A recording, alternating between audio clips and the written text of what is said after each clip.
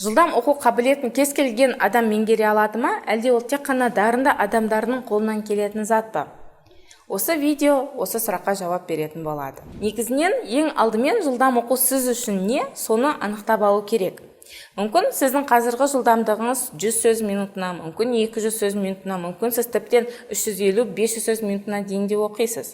Және ол сізге дәл қазіргі жағдайда қалыпты жылдамдық болып табылады. Бірақ сіз өзіңіздің жылдамдығыңызды арттырғыңыз келіп, мысалы 100-ден 300-ге барғыңыз келеді, 300-ден 600-ге барғыңыз келеді делік, сондықтан дәл осы сәтте сіз өзіңіздің қандай межеге дейін барғыңыз келеді, соны анықтап алғаныңыз жөн.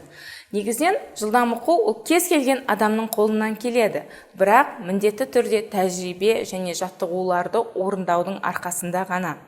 Себебі шынымен де біз көбінесе мынау арғымыз келген кезде, немесе тағы да бір кәсіп бастаған кезде, біз тез нәтижені күтеміз, Бірақ соншама жылдар бойы жиналған салмақты бір аптада бір күнде жойып жіберу мүмкін емес. Тура сол секілді, кәсіп те өзінің белгілі бір нәтижесін шығарғанға дейін де ол біраз уақытты талап етеді, Оған жұмыс жасауды талап етеді. Жылдам оқу да тура солай. Егер сіз белгілі бір жаттығулар мен техникаларды күнделікті орындап, әрқашанда өзіңізді машықтап отыратын болсаңыз, жылдам оқуды кез келген адам меңгере алады.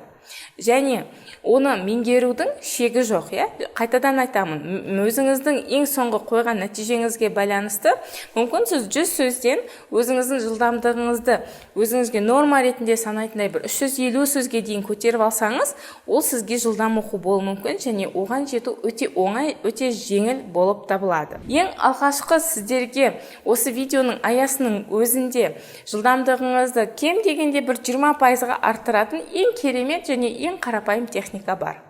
Ол қаламмен оқу. Дұрыс айтасыз. Мінекей, қарапайым қаламды аласыздар да, кітапты оқыған кезде енді тек қана кітапты ашып беттерін ғана өтіп шыға бермей, тура қаламмен, бірінші сыныпта бізді үйреткендей, әрбір сөздің астынан қаламмен өтіп оқисыз. Бұл біздің көзіміздің шаршап кетпеуіне, және де әрқашанда үлкен текстің ішінен қай жолда едім деген секілді жолды іздеп жатқанға уақытты кетірмей, сіз тек қана қаламның артынан оқу арқылы осы техниканы, осы бір қалам немесе карандашты қолдану арқылы сіз жылдамдығыңызды 20%-ға, кемінде 20%-ға арттыра аласыз. Жалпы ол кез келген адамның қолынан келеді, сондықтан тоқтамаңыз, тек қана дамыңыз, бұл бізге ең қажетті қабілеттердің бірі болып табылады.